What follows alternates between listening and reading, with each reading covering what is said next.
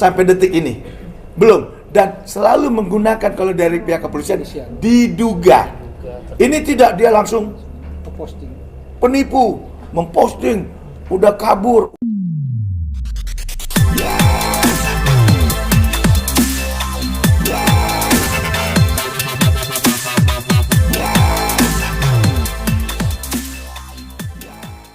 Ya, hari ini karena kemarin itu adalah sidangnya terkait masalah dari Ekor, hari ini kita sudah menjalani sidang offline.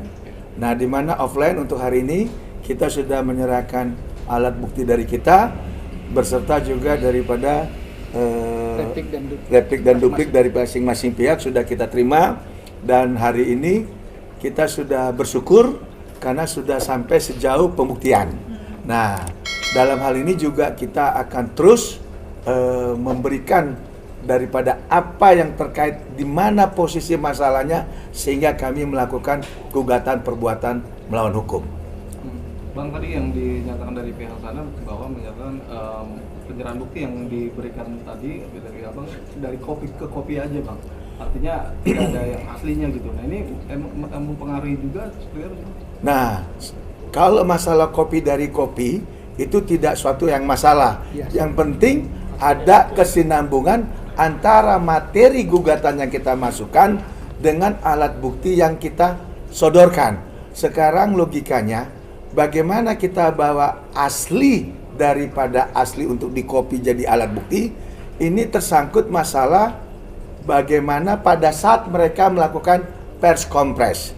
Otomatis yang kita ambil, yang kita sadur, yang kita dapat adalah alat bukti yang ataupun link-link yang kita dapat dari rekan-rekan media semua. Nah, ini yang kadang-kadang saya juga nggak ngerti daripada pihak kuasa hukum tergugat satu ataupun tergugat dua yang tidak mengerti esensi terkait masalah acara perdata. Sampai masalah bukti kopi saja mereka bisa bisa mereka kritisi. Jangan-jangan mereka takut sehingga membuat statement-statement yang memancing opini masyarakat, di mana nanti masyarakat menganggap kok bisa sih bukti kopi dari kopi, padahal itu bukan suatu esensi yang mutlak. Yang intinya adalah perbuatan yang kita dalilkan di dalam gugatan kita itu betul-betul ada unsur terpenuhi atau tidak, itu esensinya. Karena ini bukan terkait masalah tindak pidana, tetapi kekuatan bukti surat, bukti keperdataan, yaitu bukti surat. Ada enggak bukti suratnya bersesuaian dengan gugatan kita? Itu esensinya. Bang, terkait adanya gugatan rekonvensi, Bang, gugatan balik 6, totalnya 60 Nah, oke, terkait gugatan rekompensi, yaitu adalah aturan. Jadi karena kita sudah masukkan gugatan, otomatis pihak tergugat satu atau tergugat dua punya hak jawab terkait jawaban mereka apa masalah dari gugatan kita, ya otomatis mereka akan minta yang namanya rekompensi. Tapi pertanyaannya, rekompensinya itu masuk nggak di dalam substansi perkara ataupun gugatan yang kita mintakan? Gugatan ini terjadi, cikal bakalnya kan dari pihak mereka, bukan dari pihak klien kami, yaitu Bapak Stefanus, bukan. Tapi dari pihaknya Jessica Iskandar sama Pak Vincent, yang secara berulang-ulang kali di dalam pers kompresnya menyatakan bahwa klien kami seorang penipu. Nah, itu masalahnya. Terkait nominal 60M, itu masuk akal nggak sih, Bang? Kalau masalah 60M, itu kan haknya mereka. Tapi akan memalukan sekali kalau itu kita ukur daripada segi materi terkait gugatan kepada klien kami, yaitu Bapak Stephen.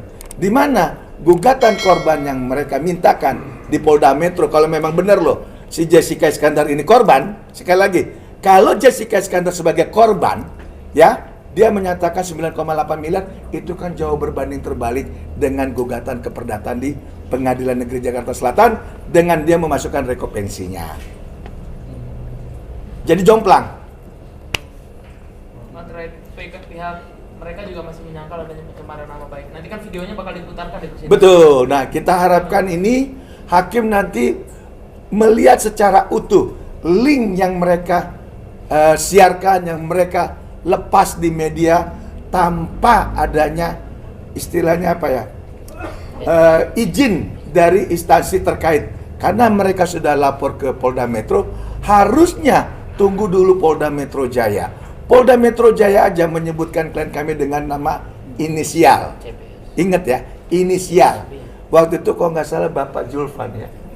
Ya, Bapak Julfan Kadip Humasnya ya, Kabid Humasnya ya. Dan mereka pun belum ada rilis sampai detik ini. Belum. Dan selalu menggunakan kalau dari pihak kepolisian diduga. Ini tidak dia langsung penipu, memposting, udah kabur, udah ini, aduh. Yang kita sayang, nanti kita lihat aja. Mudah-mudahan hakimnya itu hakim yang memang mau melihat sisi keadilan daripada klien kami. Yang belum ada satu putusan inkrah terkait klien kami bahwa seorang penipu. Ada seorang yang bernama Jessica Iskandar dengan Vincent vulgar pada saat press conference itu. Nah, kalau memang pengacara bilang tidak ada itu masalah pencemaran nama baik, dia kan bukan yang nilai, dia kan hanya pengacara. Apa sih fungsinya pengacara? Hanya mendampingi, hanya membela kepentingan klien, bukan mengambil satu putusan. Putusan yang adil dari mana? Hakim. Hakim. Bang Togar, saat Jejar dan Vincent bilang Pak Stephen penipu, respon Pak Stephen ngobrol ke Bang Togar seperti apa sih? Ada langkah hukum selain itu? Marah, makanya karena Pak Stephen itu di luar negeri, langkah yang paling gampang harusnya yaitu laporan ke polisi, pencemaran nama baik. Cuman kita ngerti kalau pidana terkait masalah pencemaran nama baik Undang-Undang ITE itu harus di pihak korban sendiri, yaitu Bapak Vincent. Karena beliau di luar negeri, cukup melalui kuasa hukum, melalui gugatan keperdataan. Sebenarnya kalau ini pidana sudah dari kemarin, orang itu naik tersangka. Naik tersangka. Saya ini praktisi hukum. Cuman karena Pak Vincent di luar negeri tidak datang, Pak Stephen di luar negeri tidak datang, nggak bisa kan? Harus prinsipal yang melaporkan. Makanya kita masukkan gugatan ke Pengadilan Negeri Jakarta Selatan. Saya yakin kok kalau Pak Stephen ada di Indonesia dan melaporkan resmi, apalagi pendampingnya saya, kuasa hukumnya saya kan, nah pasti naik itu status. Ada kemungkinan Bang datang ke? Kalau kemungkinan kan kita bicara kemungkinan terakhir kan dia sudah bicara depan hakim, kemungkinan itu selalu ada.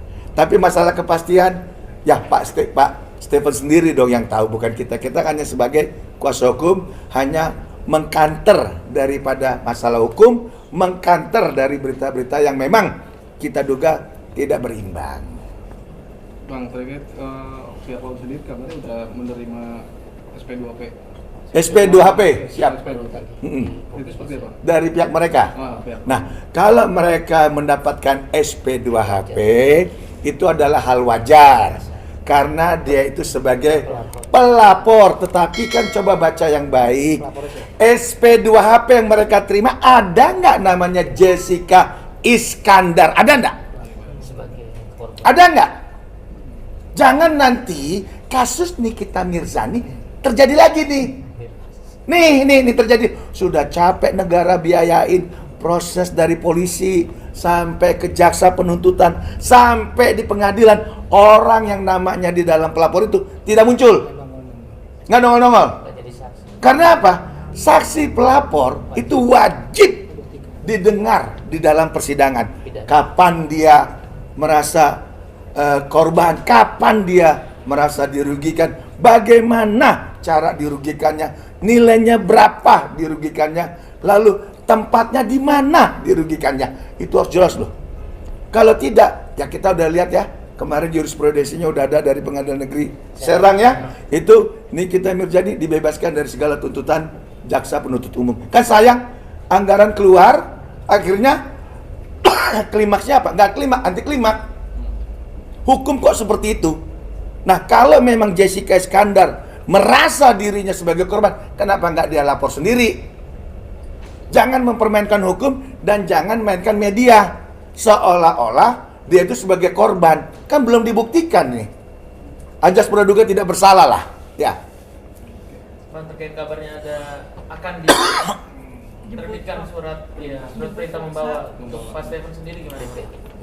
Nah, kalau masalah terkait apa tadi? Jemput paksa atau apalagi lah. Nah, maaf ya, kita ini bicara tentang hukum acara pidana. Ya, status daripada klien kami sampai saat ini hanya sebagai saksi terlapor. Ya, dari proses yang tadinya lidik naik jadi sidik. Nah, dari lidik naik sidik aja klien kami belum diperiksa. Nah, sekarang sudah menjadi sidik. Betul enggak? Nah, kalau nanti ada kata-kata seperti itu, ini kan propaganda, provokasi yang didengung-dengungkan dari orang-orang yang gak bertanggung jawab, yang katanya sebagai kuasa hukum harusnya nggak perlu dia ekspos kepada media. Dan ini bukan ranahnya, itu adalah tugas dan tanggung jawab pihak penyidik dalam hal ini, yaitu institusi kepolisian Republik Indonesia diwakili oleh Polda Metro Jaya. Nah, ini kan kadang-kadang terlalu berlebihan. Contoh kasus yang kemarin-kemarin, LP orang diambil, ditarik-tarik, dibawa ke Mabes, dibawa ke Kapolri, bikin bikin dayu-dayu, meme. Tolong Kapolri, tolong ini. Aduh, jangan begitulah. Ya, drama-drama ini nggak penting. Ini tidak drama, ini adalah masalah hukum. Kita ikutin sesuai pakem aturan hukum.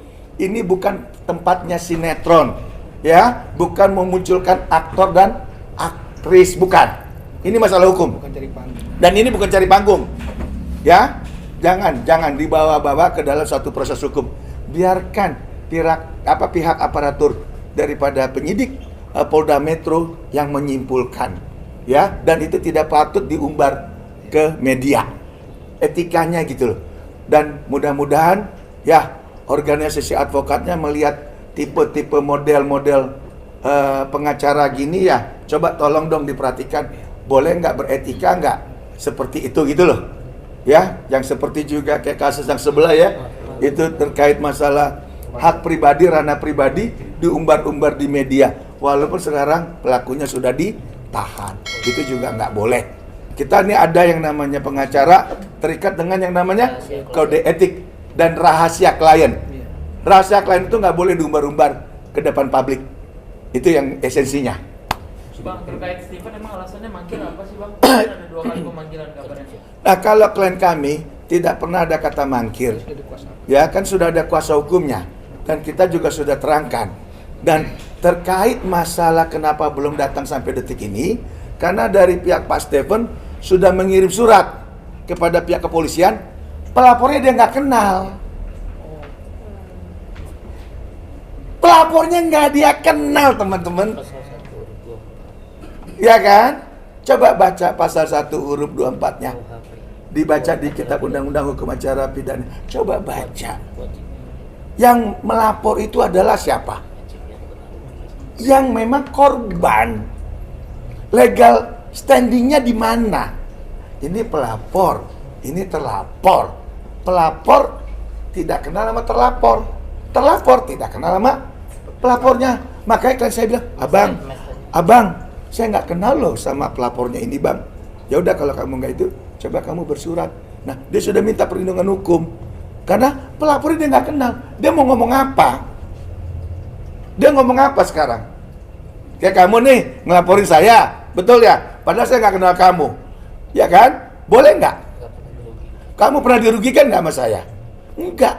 Kok kamu jadi ngelaporin saya ke Polda Metro? Saya nggak kenal, saya tidak ngerugin kamu. Kok kamu mau disuruh-suruh orang lain? Padahal kasusnya kasus dia misalnya sama saya. Ya, masa dia ngasih kuasa ke kamu? Kamu yang lapor Polda Metro. Dan sudah kamu ngelapor, kamu diputus lagi. Kamu kan udah diputus sebagai kuasa, pakai lagi pengacara baru. Coba bayangkan. Kamu gimana? Sakitnya kan di sini kan? Bener ya?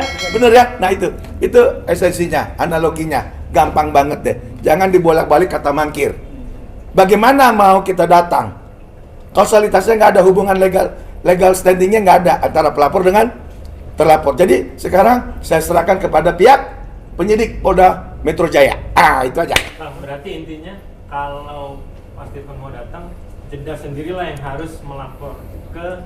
Dari awal saya sudah ngomong, dari awal terkait itu. Saya sudah ngomong. Kalau dalam acara pidana untuk membuktikan bahwa seseorang ada pidana, satu, somasi dulu. Somasi 1, somasi 2. Jadi jelas siapa yang merasa dirugikan, bagaimana dirugikan, nilainya berapa atau apa. Enggak ujuk-ujuk main laporan. Nah, ini pelajaran lagi nih masyarakat, ini edukasi ini dari saya supaya tidak kasusnya bisa berjalan. Kalau kalian merasa korban, lapor sendiri. Polisi itu manajemennya udah bagus. Ya, jangan laporan pakai orang lain, pakai pengacara, jangan. Ini pidana. Kecuali perdata. Boleh kamu dipakai kuasa hukum untuk menggugat, boleh. Mau bercerai, boleh. Tapi kalau kamu pidana, yang tahu kejadian itu kan kamu. Mesranya kamu, bagaimana cara orang itu nipu, bagaimana cara itu orang itu mencuri, bagaimana cara orang itu membunuh. Kan harus kamu yang melapor. Itu contohnya. Berarti intinya kalau dari pihak Jeddah tidak berani, emang ya, nggak berani laporkan sendiri, berarti ada tanda kutip gitu. Ya tanda kutip, dia hanya menggunakan kepolisian untuk menekan-nekan klien saya. Gitu loh. Jadi seolah-olah klien saya tidak menghormati hukum. Padahal siapa yang nggak menghormati hukum? Pelapornya aja orang lain. Masa yang mau keluar-keluar bukan orang itu. Malah si Pak Ibu siapa namanya nih? Artis itu Jessica. Bu, itu equal enggak? Equal enggak? Kan enggak equal. Hukum itu equal. Ya kan? Presumption of innocence harus dihormati. Equalitas before the law itu wajib, ajas itu kita hormati. Gitu loh.